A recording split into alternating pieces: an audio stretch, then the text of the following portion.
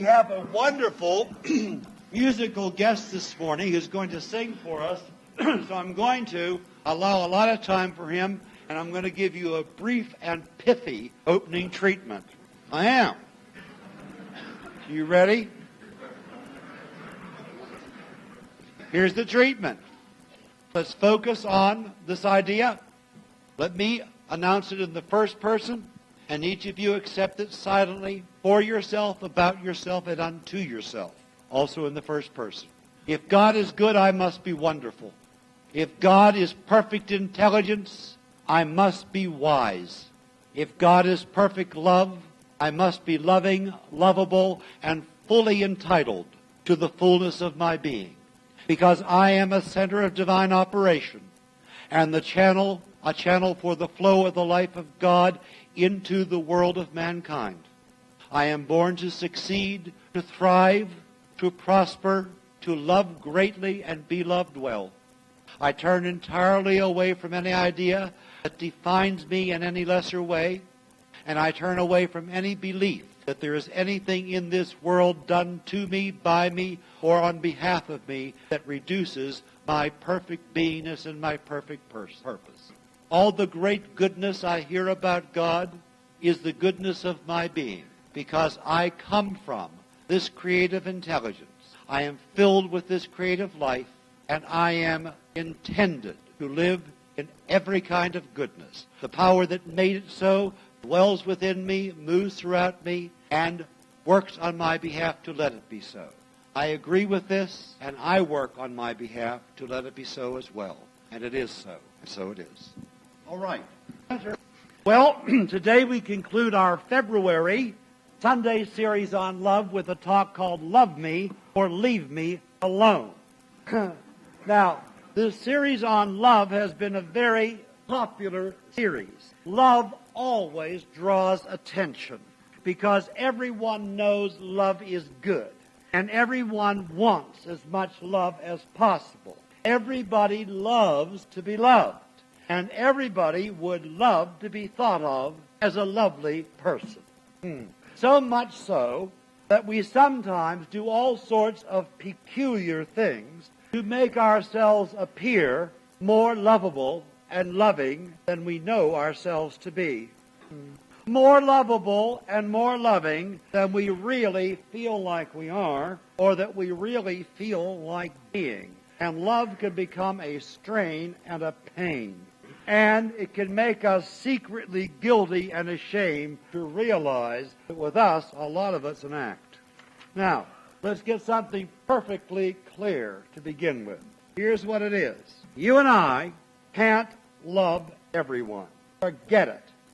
Right? I'm giving you a gift, whether you know it or not. You and I cannot love everyone. So give it up. And to pretend that we do is to make ourselves phony and tiresome. Now, we can't love everyone because we can't understand everything. And love comes out of understanding. We cannot love what we do not understand. And by understanding, I do not mean being able to explain, to defend, to define something. I'm not talking about intellectual understanding at all. By understanding, I mean being touched by, in some meaningful way, at soul level, and having a deep understanding for that idiot, for reasons that we can never really explain or justify. That's what I mean by understanding. Now, we all know some really nice person who dearly loves some dreary dope. It may be you. I mean the nice person. All right? But we all do, don't you know? You know somebody that loves somebody that is so dreary, and we go around saying to people, I don't know what she sees in him. Do you know? No, I don't know what she sees in him. I can't imagine. No, I don't know what she sees in him. And you know something? We know we never will know. And furthermore, we don't have to know because she does see something in him. And what she sees is something way beyond what we are equipped in this particular incident to see. She has a deeper understanding of him, which permits her to see beyond everything we're looking at and find something to love very, very much. Now, mothers seem naturally equipped with in-depth understanding of their children. See, mothers never really realize that their darling children are not nearly as cute as they think they are. You don't think so? Ride on an airplane with me sometime, and I'll show you some specific incidents. Yeah. No, there seems to be something that comes with the mothering function, see, that really enables mothers to go on loving their children through thick and thin. And it's a very good thing for the race that they do, because otherwise, I think most of us would have been slaughtered before we got out of our teens. Absolutely. Now, we can love people to the degree that we can understand them on a very deep level.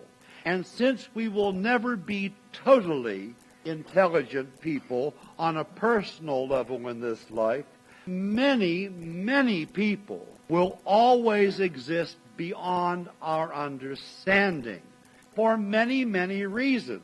There's an awful lot of people in the world, and in a sense, it's a very big world. And there are many people that we will never be close enough contact with to really begin to develop an understanding. Most of the world's population you're never going to know except through National Geographic. All right? And also, even when we do get to know people closer and closer up, we find that many of them are radically different from us, radically different in their programming toward life. And they appear sometimes merely strange, but sometimes downright obnoxious to us. For example, I have never been able to understand how we expect to forge meaningful treaties with people that eat dogs. All right? Never. So it's a good thing I'm not in the diplomatic service, isn't it? Because there are people in the diplomatic service that are able to see beyond that. Do it. I can't see beyond it, folks. I can't do it. All right. Now, sometimes the way they think, sometimes the way they live, relate, are so offensive to us, we can't get past their personality into their greater reality. And there is no reason why we should be able to do this, and no reason why they need us to. Believe it or not, they can do perfectly fine without us. All right? There need be no problem whatsoever if we can't love them, if we will be so kind as to leave them alone. Right? So no problem. If we can't love them, at least be so kind to everyone as to leave them alone. Now, Dr. Holmes wrote, and I'm going to paraphrase this, not quote it directly. He wrote this. He said, "Show me the person who is for something and against nothing." Get the picture now. Someone who is really for something and against nothing. And I will show you a person who achieves a great deal of good. Because when you're all for something and your energy is not drained away being against anything, you have such tremendous power in relationship to that thing you are for. So he says, show me a person who is for something, anything, and against nothing, and I will show you a person who achieves a great deal of good. Now, as long as we're playing fast and loose with Dr. Holmes, let me paraphrase it some more. He doesn't care. He's gone to his reward, all right? Show me the person who loves all he can and leaves all the rest of it alone, and I will show you a person whose life is full of nothing but love. All right? Show me a person who loves all she can and leaves all the rest of it alone, and I will show you a person whose life is full of nothing but love. And a person who subsequently does grow in understanding and becomes more and more and more capable of loving more and more and more, because all energy is focused on love. Therefore, all growth takes place in an atmosphere of loving, you see. Yeah. All right. We will never get in trouble if we will learn to love who we can easily and leave the rest of them alone joyfully.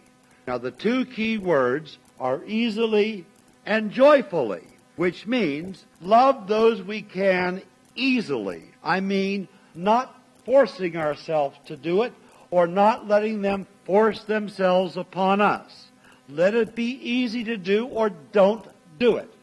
And leave the rest of them alone joyfully. That means with a friendly nod and a kind smile, not a kick in the teeth. Yeah, I don't understand you. See?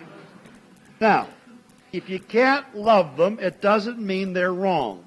If you can't love them, it doesn't mean they are bad, unworthy, undeserving, or anything else. It only means you can't love them. Don't let that turn you into a graceless oath. See? Just joyfully acknowledge that. Can't love that one. And leave them alone. That's all. Yeah. It does not need to be accompanied by violence. All right. So that is the formula for success in love. Love who you can, leave the others alone. Now, our big trouble comes when we, A, pretend to love those we do not love, and B, believe we must hate those we do not love. One or the other. Both of them get you in trouble. Pretend to love them or believe we must hate them. Because pretense makes us very unhappy with ourselves, even if it fools other people. You can't be happy walking around knowing you're a phony. You can't. So pretense does that to us, even if it fools everybody else. And hatred makes us cruel to others and sets us up to attract cruelty from others. Yeah, there is no need to hate those we can't love. There is nothing necessarily wrong with them. In the eyes of God, there's nothing wrong with them at all. So in the name of God, if you can't love them, leave them alone. Now, leaving them alone doesn't mean having nothing to do with them. We haven't got that kind of luxury. We are not able to have to do with the ones we have to do with and have nothing to do with the ones we want nothing to do with. So leaving them alone doesn't mean having nothing to do with them. It means doing nothing to them. There's a difference. It's not having nothing to do with them. It means doing nothing bad to them. We must find a way to live in peace and harmony with them, because we do share the same world, we breathe the same air, we occupy the same space, we exist within the same economy, and our own well-being depends upon their well-being. We have to at last grow up to the point to realize that we don't win anything at the expense of shunting or putting someone or somebody else down. Our own well-being depends upon the well-being of everyone on this planet. So, we set them free to achieve their own well-being, their own greater good in their own way, and we insist that everybody else we have any influence with does the same, sets them free to do that. You see, we cannot divide the world without dividing our mind. We cannot divide the world into those we love and those we hate, because that doesn't do anything in the world. It just does something in here. It creates two compartments in our minds, a love side and a hate side, see? And a mind that is given any space to hate is a mind that cannot focus all of its attention on the only thing that is really important to you in this world, and that is to learn to live life in love. See? So, Raymond Charles Barker, in his book, Treat Yourself to Life. If you haven't read it, you need to, because it is a great religious science classic. But anyhow, In his book, Treat Yourself to Life, Dr. Barker says this. He says, you will not begin to get along with people until you first believe they are born of a common source, God. You will not begin to get along with people until you first believe that we are all born of a common source, God. This means until we understand that all people and every individual has a right to exist beyond your permission, right? Every person has a right to exist beyond our permission, and every person and every individual has a purpose to fulfill beyond our understanding. Right? The rightness of their purpose does not depend in the least upon whether we understand it or not. Right? And that right is God-given, and that purpose is God-ordained, and best you not get in the way of it. No person was created to validate our belief in right and wrong. No person was created to move with our approval, to meet with our approval. God didn't say, Ken, what do you think of this? When you don't like that, we won't create him.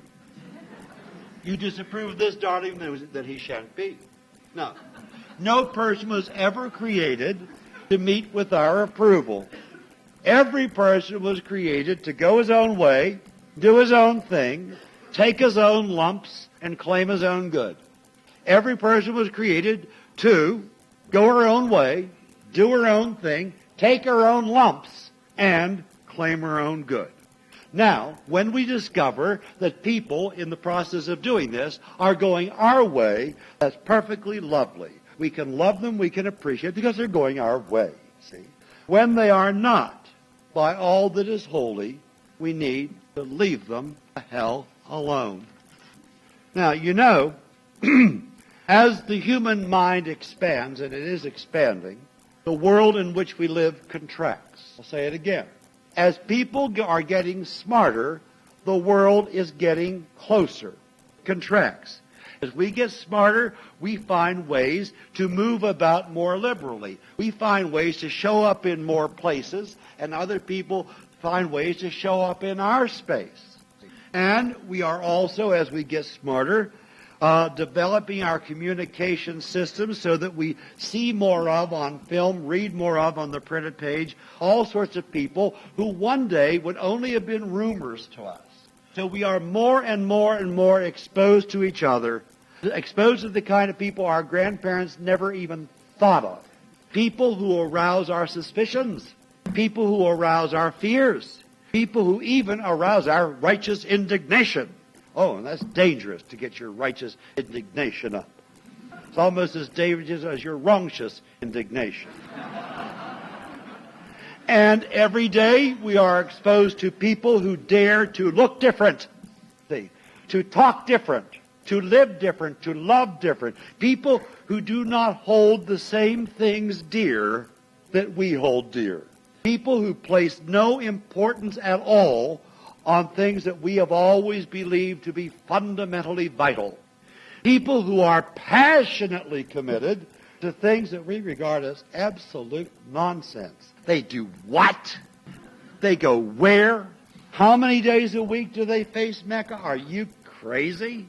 Oh, please, get off it. Yeah. See? All right, now we cannot deal with this by crying love when there is no love. I just love strange things. Oh, all it needs to be is foreign, and I'm all over it, all right?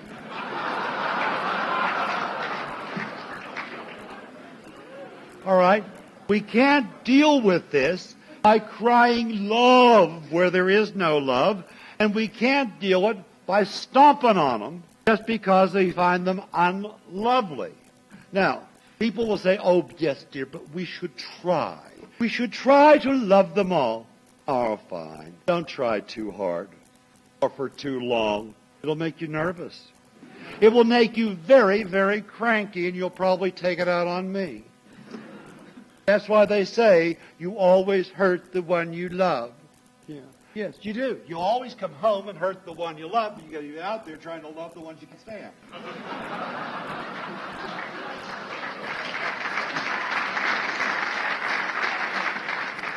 It's a great delusion. And remember, all delusion is primarily self-delusion. So don't try to fool the world. You'll only make a fool out of yourself. Yeah. See, don't beat yourself down trying to love them. Just for Pete's sake, leave them alone and love who you can. Now, when you can remember nothing else good about people who are offensive to you, remember Dr. Barker's advice. Every person comes from the same source, God, for the same purpose, to live freely, to live uniquely, and to live in a very special way. Now, this realization will either help us love them, or at least will let us do what we call tolerate them. Tolerate them enough to leave them alone. Now, tolerance is overrated.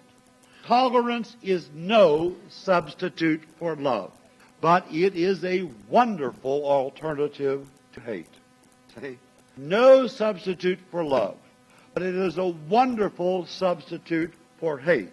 Tolerance is not a virtue, but it will preserve us from evil until we are able to rise up to virtue, i.e., until we are able to grow in love. Yeah, love glorifies us, but tolerance preserves us. And we tolerate people by leaving them alone.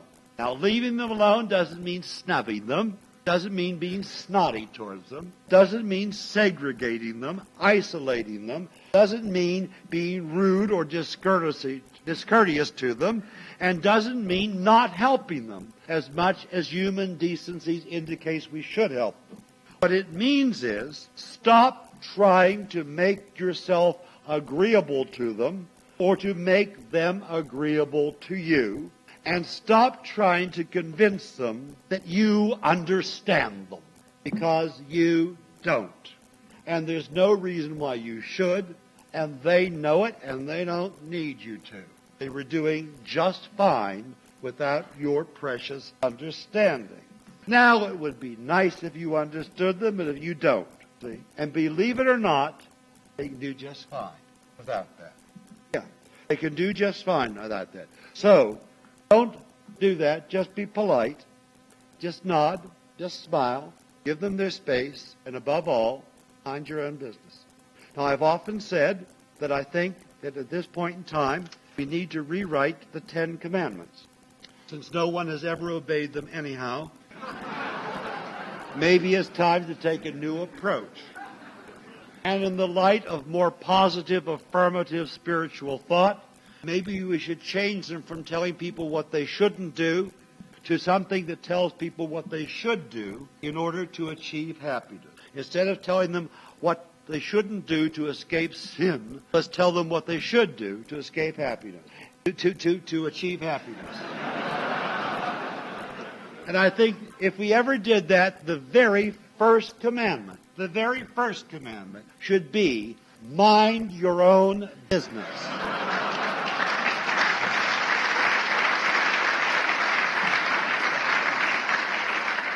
And I think if we got real clear on that one, we might not need the other 9. Well, now, there is a way to move yourself from tolerance to love. But it doesn't have to do with manipulating your emotions or phoning up your attitudes. It has to do with enriching your mind. It has to do with learning more about the greatness of God, the vastness of life, and the endlessness of human potential. It has to do with that. Learning more about not things out there or people out there, but learning more about the greatness of God, the vastness of life, and the endlessness of human possibility. We'll have to give up a number of very precious things.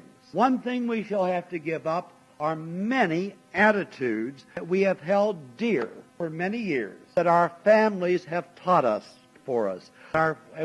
Ways we've been raised to think are absolutely necessary to the virtuous life. I won't tell you what they are. You know what they are. We shall also have to give up our precious crown of thorns theology, all right? All theology that deals with human suffering, human guilt, human sin, and wickedness, death, destruction, and sectarianism. Right? All that, and you don't know how precious that is to you until you go to try to give it up. And we shall have to give up all sorts of darling political notions, so well justified, that pit one person against another, one class against another, one nation against another, one race against another, one economic system against each other, another, etc., etc., etc. And you don't know how precious that is to you until you bite the bullet and say, I've got to give that up too, if I am going to enrich my consciousness about the greatness of God, the vastness of life, and the endless potential of all human beings. Yeah. We might free ourselves to put up with a lot of people while we carry such ideas around, but we will never grow in love. And I want to tell you something. Tolerance is fine. It's better than hate, but it's no fun. It's no fun to tolerate someone. It's not fun. It's no fun to be tolerated either. Tolerance might be perfectly polite, perfectly good thing to do, certainly the wonderful alternative to hate. But it's no fun, and it does not make us happy. Love is fun. Love is fun, and it always makes us happy, except for the ones that think they love too much. You know those people? I love too much. Put it aside. Love is lots of fun, and it always makes us happy. Love moves us from isolation and loneliness to a much larger and more secure life experience. I want to tell you something. Too many people are isolated from the possibility of great new understanding, great new relationships, and great new opportunities by their own inability to love more broadly. And they are among the many, many millions of lonely people in the world. The world is full of lonely people, and they are the biggest troublemakers we have. Because they are sad, they are lonely, they are depressed, they contribute little, and they cause a lot of problems. Absolutely.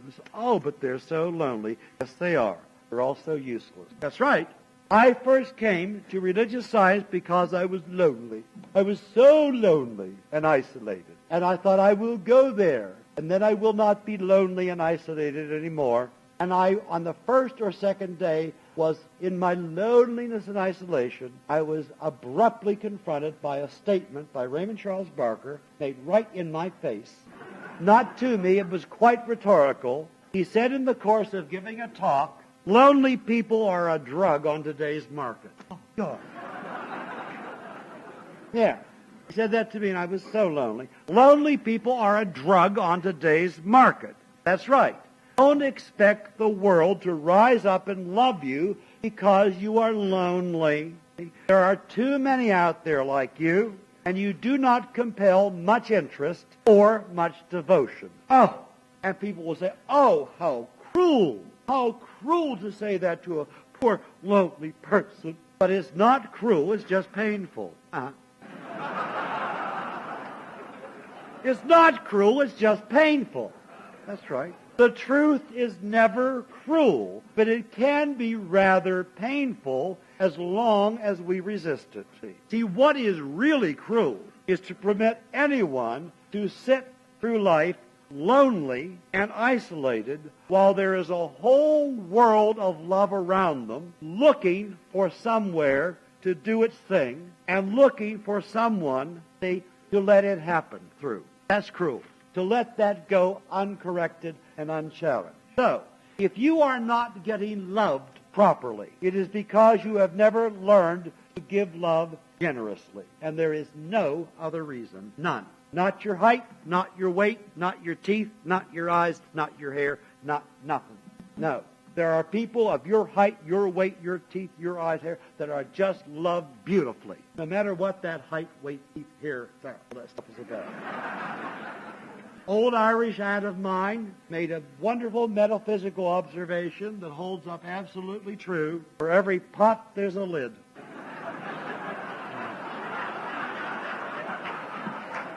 That's right. Don't delude yourself into thinking it's all going to happen when you get your teeth capped. I did that. It didn't happen. That's right. If you are not getting loved properly, it is because you have never learned to give love generously, and there is no other reason. And the reason you have not learned how to give love generously is probably because you have spent too little time loving people you can love and too much time fooling around with people you should be leaving alone. You get it? Probably because you have spent too little time giving your love to people that you really can love and too much time out there worrying over people you ought to be leaving alone. I said that to somebody once, and she said, "You've described all three of my ex-husbands." Now, through the wisdom of this wonderful teaching, I have been able to come to a point where I am no longer lonely or isolated. As a matter of fact, I have days where I think I could stand a little loneliness and isolation. However, on the whole, I have come to a point where I am no longer lonely and isolated, and I know for sure I never will be, because not of who I am or who they are, but because I know something. And this is what I know. I know how to give all of myself to those I love, and I know how to very easily let the rest of them alone, and how to make that distinction early on. And although I fully realize no one has any obligation to love me at all, I have a perfect right to insist that those who don't leave me alone. And when people say they are mad at me, and people do, you know, when people say I am mad at you, I do my very best to help them get over it, because I'm a nice person, you see. But I know that ultimately they are going to either have to get over it or get out, because this is my life and I ain't leaving, right? That's why. Now, and if you are going to stay in it, love me. And if you can't, leave me alone. If you can't, that means you need to go find someone you can love, see, and do that. And I need you to do that, and you need to do that. See? You don't need to be skulking around me anymore, not for one more minute. So if you can love me, that's wonderful. If you can't, leave me alone and go find somebody you can, because that's what your life is about. Now, listen, people used to ask me, what are the requirements to be a member of the Atlanta Church of Religious Science? And I used to say, well, the first requirement is to always be able to think well of me. That's right. To speak well of me and to act decently towards me. And if you can't do that, you need to keep shopping. That's right. That's right. If you are going to commit your time and your energy and your money to some church or ministry, you deserve to be able to love the minister. And if you can't love me, go find one you can love and love him and leave me alone. Yeah. Now, I don't say that anymore when people ask me that question. The Board of Trustees has asked me not to do that.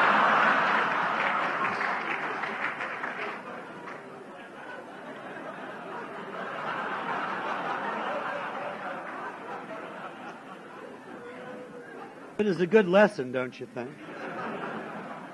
Now, seriously, I have no need to convince anyone I am worth loving, and neither do you. You have no need to convince anyone you are worth loving. None at all. If they can't love us, let it be their problem, not ours. See? Because, you see, the quality of our life, yours and mine, is not determined about who loves us and how much. The quality of your living is not determined by who loves you and how much.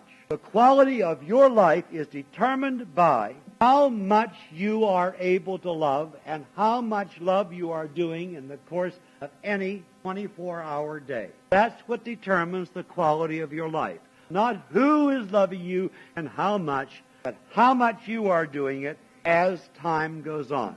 That's what determines it. And as far as you, the individual, is concerned, don't struggle so hard to improve yourself, to change yourself, to upgrade yourself. Don't do that. Don't let that be your first priority. Let your first priority be learning how to love yourself first, just as you are, and just because you are. Don't withhold love from yourself, my dear, until you get to the point that you approve, or you'll never love yourself. In other words, don't let your love for yourself follow impossible demands for improvement, or even possible demands. And there's a lot of people out there, they're spending all their time, they're struggling, oh, I've got to improve, I've got to change, I've got to achieve, and what they're not saying, and then maybe I'll be able to love myself. No, no, no. All growth and all achievement is based on love. You see? It's based on love. So the first order of business in all of your spiritual work